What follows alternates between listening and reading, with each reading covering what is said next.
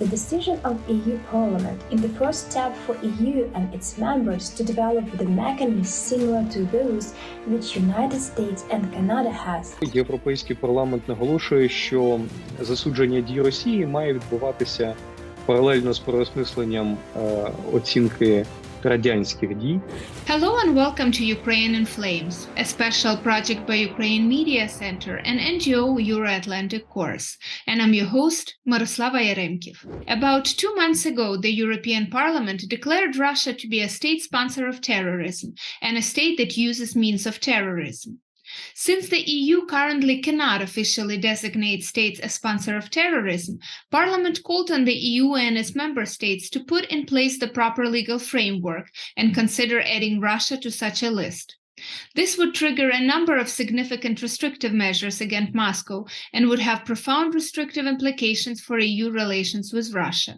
In today's episode, we're going to continue talking about recognition of Russia as a terrorist state that can help to further isolate Russia internationally, reduce all diplomatic ties and contacts with official Russian representatives and Russian state-affiliated institutions in the EU spreading propaganda around the world to be closed and banned.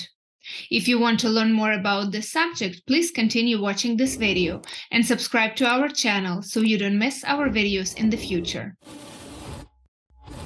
The EU and its allies froze hundreds of billions of dollars of foreign exchange reserves stored in overseas accounts by the Russian Central Bank in late February last year.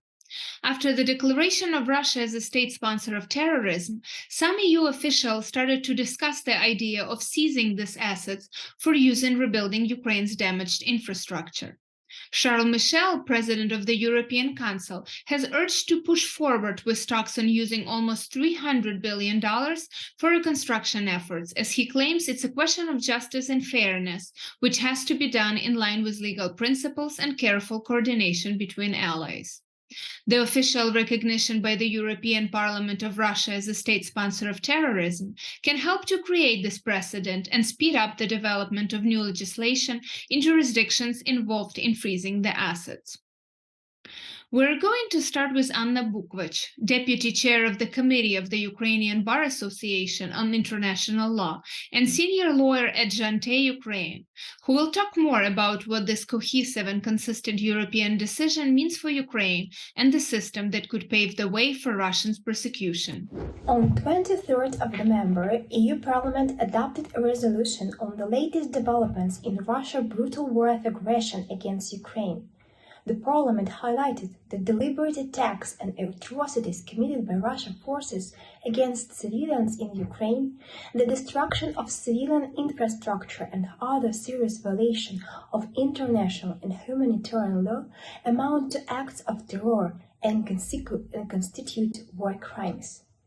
In light of this, they recognize Russia as a state sponsor of terrorism and as a state that uses means of terrorism. Parliament also calls on the EU and its member states to put in place the proper legal framework and consider adding Russia to such a list. European Parliament encouraged the European Council and the EU members to recognize Russia as a terrorist state and implement effective measures to comprehensively isolate Russia internationally by terminating all cooperation with Russia, freezing contracts with its representatives, and expelling Russia ambassadors, including from international organizations and forums such as the United Nations Security Council and the G20, as well as encourage the EU and the member states to establish an appropriate legal mechanism to allow the recognition of states as a terrorist for committing terrorist acts, which would involve applying substantial measures against such states, including serious diplomatic and economic restriction. The European Union currently has no synchronized list of states sponsors of terrorism, and this list shall be developed, as well as consequences of inclusion to such a list. Thus, it shall be mentioned that it is, in essence, there will be no hard and, most important, fast legal consequences. Compared with the USA, where a specific legal instrument listing states, inclusion to which means the restriction on foreign aid and ban on defense exports to such governments, controls on export of technology with potential military use, and financial constraints, ban on trade. To sum up, the decision of EU Parliament in the first step for EU and its members to develop the mechanisms similar to those which United States and Canada has. Ideally, this mechanism will provide a ban on the trade, removal of the immunity before the national courts, full international and diplomatic isolation, termination of membership in the international organization, freezing of all assets, and the ban on banking transactions as well as using SWIFT. But still, this mechanism needs to be further developed. In any case, the declaration shall speed up the imposition of the next sanction package, where Russia will be figured out to be a country sponsor of terrorism. So it's now expected that EU European Commission and EU Council will develop new legal instrument which will allow to have a clear consequences for states using means of terrorism. We also expect that the political consequences will be hard and drawn.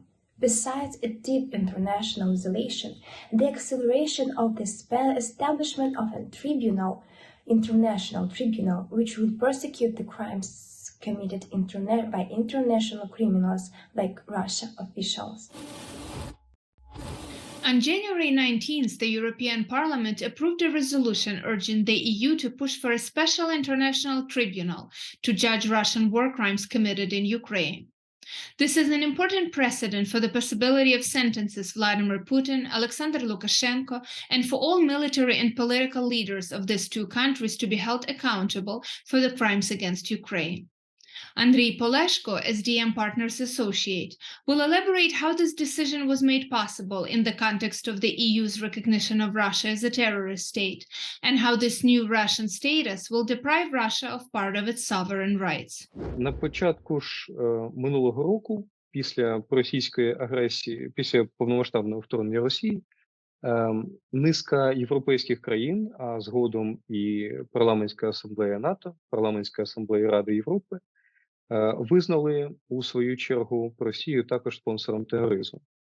В цьому контексті рішення Європейського парламенту тільки довершує цю вже укорінену тенденцію щодо цього важливого політичного кроку.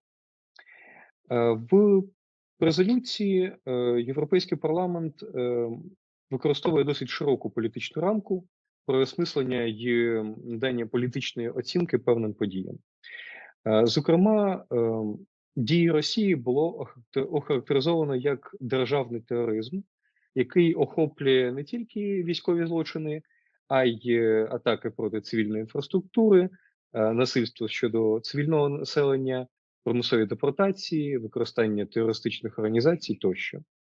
Проте у резолюції серед підстав, за якими дії Росії було визнано терористичними, згадуються не тільки події повномасштабного вторгнення в Україну минулого року, а також і Друга Чеченська війна, тобто вторгнення до Чечні, вторгнення Росії до Грузії 2008 року, збиття Боїнга, славнозвісне, присутність російських проксій у Малі і ЦАР тощо.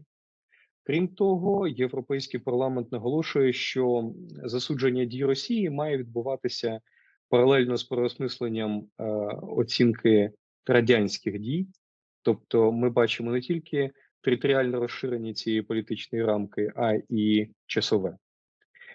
Щодо більш конкретних наслідків ухваленого рішення. По-перше, це важливий сигнал щодо згуртованості і послідовності Європи.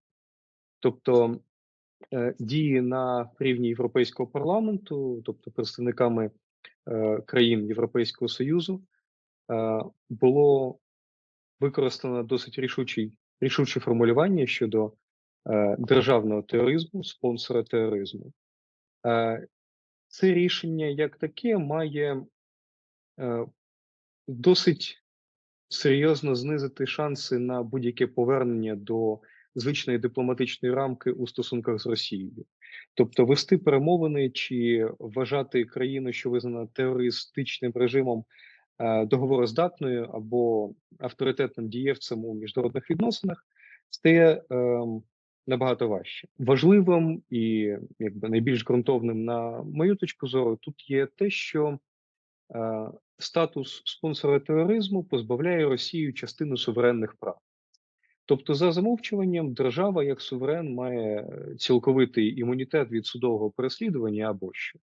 Тобто, судити державу чи її посадовців, чи вимагати від неї певну компенсацію можна настільки, наскільки держава сама дозволяє, взявши на себе певні зобов'язання в рамках міжнародного права чи власного законодавства. Наразі ж визнання Росії спонсором тероризму є важливим сигналом щодо визнання того, що Росія, яка не поважає суверенітет інших держав, не може розраховувати на повагу до власного суверенітету. І таким чином резолюція Європейського парламенту відкриває вікно можливостей для створення трибуналу над російськими посадовцями. Тут важлива саме послідовність Європи, оскільки вчора було анонсовано згоду Європейського парламенту і заклик до створення саме такого трибуналу у союзі з державами G7 і Організації Об'єднаних Націй. І ще одним наслідком, що в свою чергу, до чого в свою чергу веде ця втрата частини суверенітету, є можливість для Європи без шкоди засаді непорушності приватної власності говорити про відчуження активів Росії, які розташовані у Європі і в Штатах, для того, щоб передати їх Україні в рамках репарацій. Скажімо, вчора про це висловлювався представник Мінфіну Сполучених Штатів, і, власне, в європейській пресі ця тема починає дискутуватися.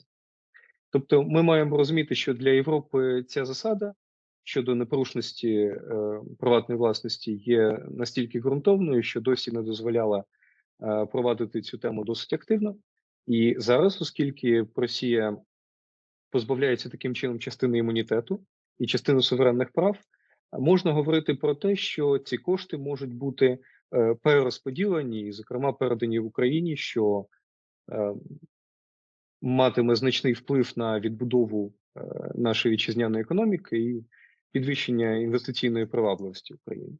Крім того, можна згадати про заклик Європейського парламенту припинити обмін податковою інформацією та зупинити дію угод між країнами ЄС та Росією і Білорусі щодо подвійного оподаткування. Крім того, варто зауважити, що після ухвалення резолюції, як ми вже можемо бачити ретроспективно, за ці 2 місяці не тільки було ухвалено 9-й пакет санкцій, а також можна констатувати повне уникнення співпраці з Росією щодо основних енергоносіїв, як то нафти, імпорт якої до ЄС припинився 5 грудня.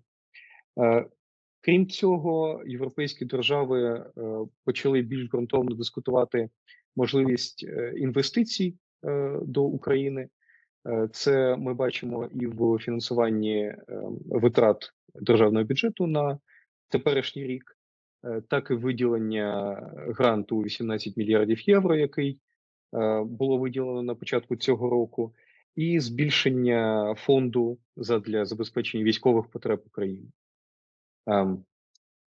Крім цього, як було вже зазначено, дискутується тема передачі заморожених активів Росії, що також буде великим внеском в вітчизняну економіку. You've been watching the special project by Ukraine Media Center and Euro-Atlantic course dedicated to the Russian-Ukrainian war, Ukraine in Flames.